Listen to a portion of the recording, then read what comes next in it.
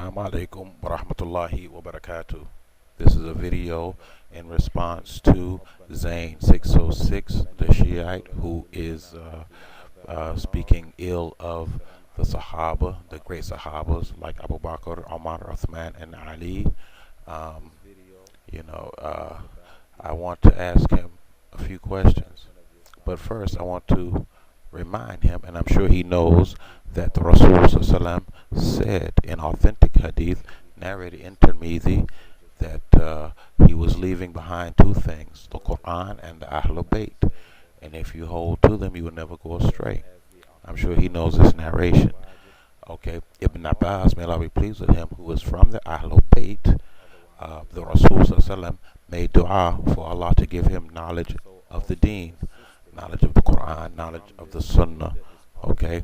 And he was well recognized by the Sahaba as being one of the most knowledgeable in the Quran and the occasions of revelation and things of that nature, okay?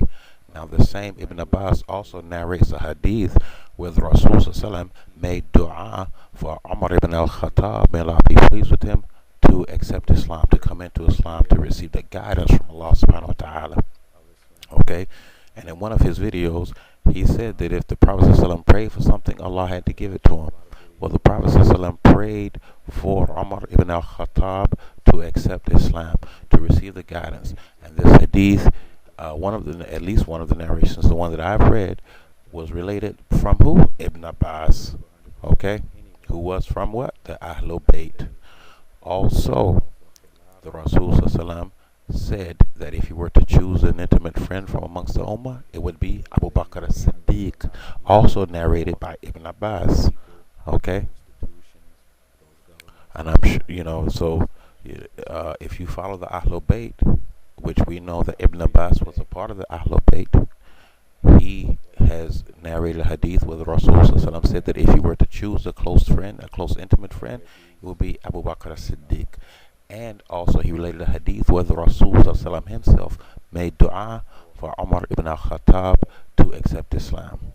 Okay. Also, Ali radiallahu an himself married one of his daughters, Kulthum, to Umar ibn al-Khattab. Okay. Now, it is beyond me how they claim to follow the Ahlul Bayt, and these pillars of the Ahlul Bayt, they're not following. Okay. There's no way that Umar could be an apostate, astaghfirullah, or or Umar could have anything wrong with his iman and his Islam, and Ali, the head of the Ahlul Bayt, after the death of the Prophet ﷺ, he would not have married his daughter to such a man if he was a man that warranted cursing. You understand what I'm saying? It doesn't make any sense.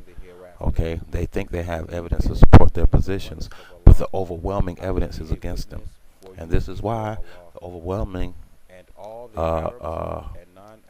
overwhelming population of the Muslims, most of the vast majority is Ahlul Sunnah, because the vast majority of the evidence is in support of Ahlul Sunnah. Okay, that's the reality of the situation. See, they can't get around this. They can take certain incidents that took place in the history of Islam and give them some twisted interpretations and try to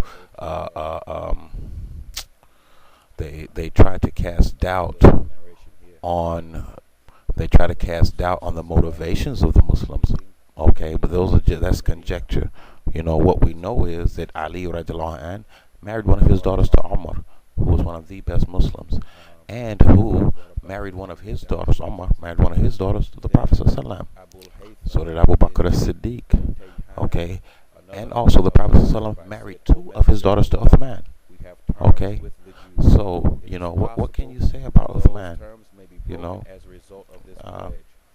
Allah knows the best, man. Maybe he made some errors in his old age, but for sure he was one of the best of the Muslims. And this is attested to by the Muslims themselves, by the Ahlul Bayt themselves. Okay. Ali radiallahu an, one of his sons, I forget his name now, I'd have to look it up. And but anyway, I read this narration in Al-Mishkat. Okay. And Anyway, Ali's son asked him, "Oh father, who is the best of the Muslims?" And he said, "Abu Bakr." And then he said, "And who's next?" And he said, "Umar." And then he said, "And then your next, father?" And Ali radiallahu anh said, "No, another man occupies that position, you know, in Islam. That position, the third best of the Ummah." Okay, which the allusion is to Uthman.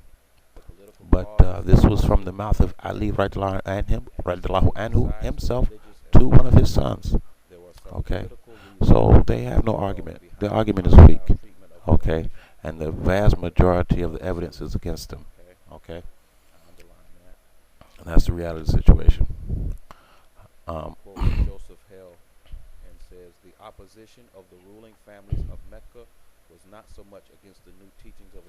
Even when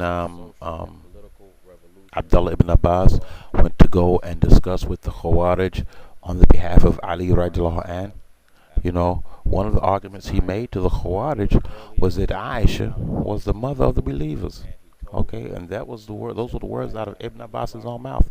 She was the wife of the Prophet ﷺ and the mother of the believers. How can you curse such people? How can you fix your mouths to curse such people? I cannot understand it. These are things that you have to answer for. So these are some things that you need to think about. And if you're a Sunni Muslim thinking about the Shia way, you need to think about these things. These are weighty matters. Assalamu alaikum wa rahmatullahi wa barakatuh.